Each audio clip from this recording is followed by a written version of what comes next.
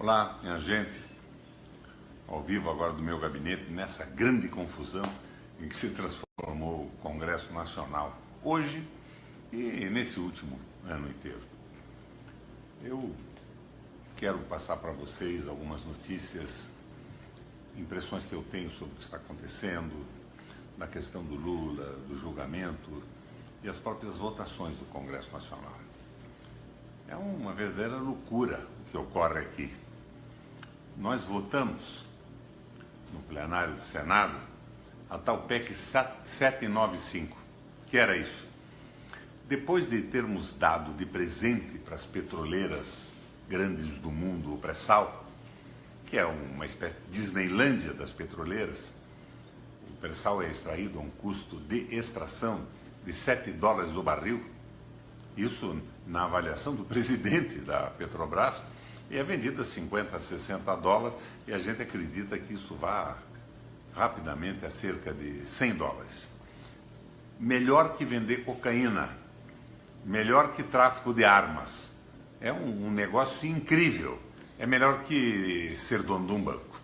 Pois muito bem, depois de termos regalado as petroleiras o pré-sal, o governo federal manda para o Congresso uma medida provisória que elimina o pagamento de impostos para as empresas estrangeiras que vão operar no nosso pré-sal, que acaba com o conteúdo brasileiro dos equipamentos, libera para eles comprarem sem imposto em qualquer lugar do mundo e flexibiliza o meio ambiente.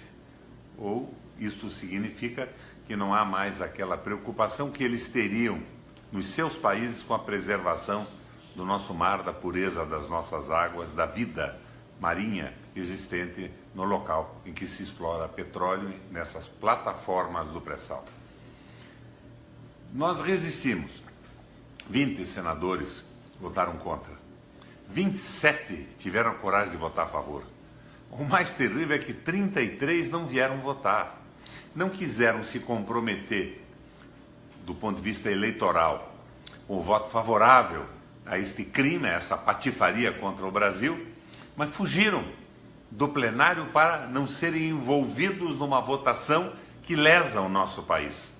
Provavelmente, muito provavelmente, são senadores que têm cargos nos ministérios, nas empresas públicas, que têm emendas para seus municípios, a sua base, e não quiseram correr o risco de perdê-las. Vergonha total, total, total. Mas agora há pouco, no plenário do Congresso Nacional, nós votamos um veto de uma medida do Michel Temer que liberava sem limite de valor os investimentos dos candidatos mais ricos nas suas próprias campanhas. Era o fim do mundo, porque a campanha de um candidato mais rico poderia também ser transmitida para a campanha de seus parceiros. Um deputado federal financiaria deputados estaduais, por exemplo. Um senador podia financiar, e a falta de limite para investimento era uma canalice total. O Congresso tinha mandado, através do Senado e da Câmara, uma proibição para que isso ocorresse, mas o Michel Temer vetou a proibição. Nós teríamos, então, diante de toda essa canalice que vem acontecendo no Brasil, de entreguismo, de corrupção, nós teríamos o próximo Congresso de milionários, porque só eles poderiam mobilizar com recursos próprios, sem limite, as suas campanhas. Por 2 votos, o Senado derrubou a medida. Foi um ganho. Agora, vamos conversar sobre o Lula. É claro que no dia 24 está anunciada a condenação do Lula. Vocês vejam bem, é aquela história do triplex. Triplex que seria do Lula, será condenado pela convicção dos juízes com provas muito precárias, o apartamento não foi dele. Talvez até os empreiteiros tivessem a intenção de dar de presente para o Lula o tal apartamento. O Lula saiu do governo com 84% de popularidade e seguramente poderia voltar quando quisesse, mas não era dele. Mas condenaram do mesmo jeito. E a imprensa faz um barulho danado, as redes de televisão, principalmente a Globo. Mas, ao mesmo tempo em que o Congresso Nacional, o Senado da República vota este favor absurdo para as petroleiras não tem uma linha, não tem uma denúncia, não tem uma notícia sobre o que está acontecendo com o Brasil. O que está acontecendo com o país? No meu estado, no meu Paraná, vazou uma denúncia contra o governador Beto Richa, denúncia premiada, essas famosas denúncias premiadas, contra o Rossoni e o Plauto Miró. O Rossoni é deputado federal, chefe da Casa Civil hoje, e o Plauto Miró, candidato a deputado estadual. Vazou. Veio aqui para a Procuradoria-Geral da República e os encarregados ficaram indignados e paralisaram as denúncias. Paralisaram o processo. Tempo de vida para um governo notoriamente corrupto e corrompido. Mas vocês lembram do comportamento com o vazamento da conversa da Dilma com o Lula na época da cassação, no dia da cassação, na véspera da cassação? Ele foi divulgado, inclusive, pelo juiz da causa. E o juiz recentemente disse que não se arrepende, que era de interesse público. Era de interesse público para ele acabar com o Lula. Mas não é de interesse público agora para a Procuradoria-Geral da República, aqui em Brasília, levar à frente uma denúncia contra o governador do Paraná. Vocês percebem a diversidade do tratamento, a seletividade com que os acusados são denunciados? O Lula era o PT, com erros e muitos acertos. O Lula era uma visão nacionalista, popular. O Lula era o prestigiamento dos trabalhadores, era a política de defesa das mulheres. O Lula era uma proposta nacionalista e democrática. Eu me opus durante muito tempo, durante praticamente todo o governo do Lula e da Dilma, à política econômica. Eu achava que estava errada, eu achava que o governo se submetia a bancos, eu queria uma mudança. Mas quando veio a história do impeachment, eu sabia quem é que ia assumir. Daí eu assumi a defesa do processo democrático, da validação da eleição, e vocês viram o que aconteceu depois da queda da Dilma. Mas bem, ali o juiz determina a publicidade do telefonema e hoje ele garante que tem certeza que fez certo. Mas quando vaza uma delação premiada do Fanini, um amigo do governador que tinha um cargo importante na Secretaria de Educação, sobre escolas pagas e não construídas, a Procuradoria manda suspender o processo e quer investigar o vazamento.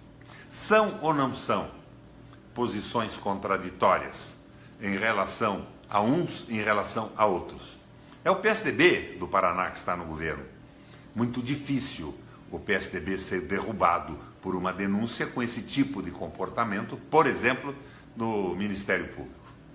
Minha gente, eu acho que está muito claro que hoje a questão não é mais combate à corrupção. Porque cá entre nós, eu quero que a corrupção seja combatida nos limites da lei, com firmeza, com dureza, garantindo direitos para todos, porque hoje, quando nos parece satisfatório que o direito de alguém que nós achamos criminoso seja violentado, amanhã pode ser o direito de cada um de nós.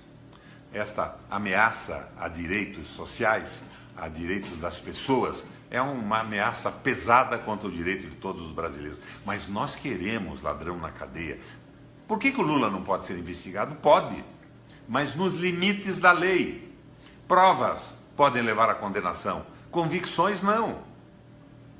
Vejam, mais uma vez, repito, o que aconteceu com o Fanini no Paraná, vazou a denúncia, então param o processo, não dão luz a nada. O Paraná fica sem saber o que ocorreu. Está correto isso? Do ponto de vista jurídico, da lei, do Estado de Direito, sim. Mas por que com o Lula não era assim? Nós temos que tomar uma atitude no Brasil.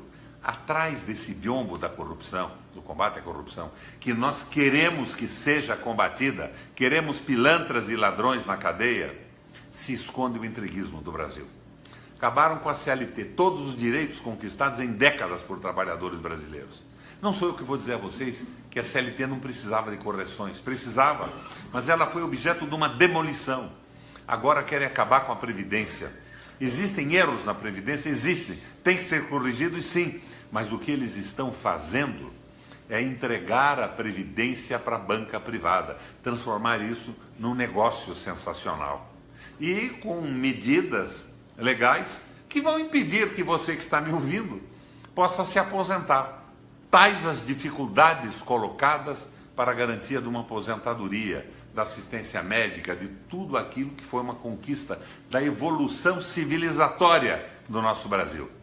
Minha gente, que não pare o combate à corrupção, mas o povo tem que se levantar em defesa da democracia, do tratamento isonômico para todo mundo e em defesa do nosso país. Nós temos que estabelecer um referendo revogatório, eliminando todas essas malditas medidas tomadas pelo governo Temer a favor de empresas estrangeiras, de países estrangeiros e em prejuízo do nosso Brasil. Você que me escute, nós precisamos da sua consciência em ação, na sua escola, no seu trabalho, no seu sindicato, na rua. Vamos prestigiar esse grito do Brasil. Democracia, sim. Nacionalismo, sim. Defesa do país.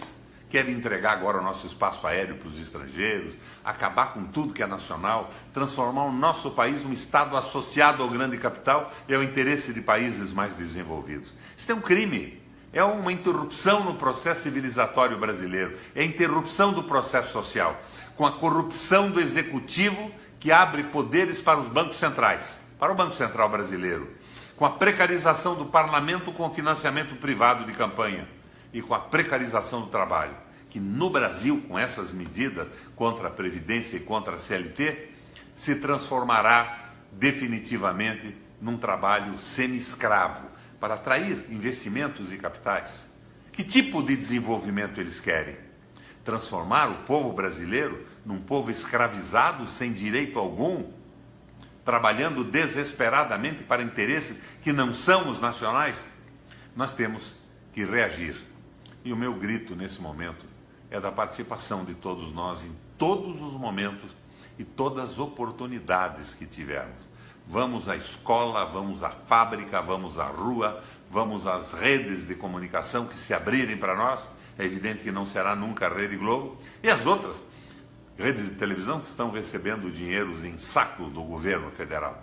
Mas nós temos que, de alguma forma, transformar a nossa indignação em ação política. O povo pode nos trazer de volta ao Brasil. Estão vendendo o nosso país, mas nós queremos o nosso país de volta. Nós queremos um Brasil nacionalista, democrático, que respeite mulheres, que respeitem minorias, mas fundamentalmente que respeitem trabalhadores e prestigiem as nossas empresas, o nosso desenvolvimento. Entreguismo, não. Era isso, minha gente, nesta tarde. Um abração para vocês.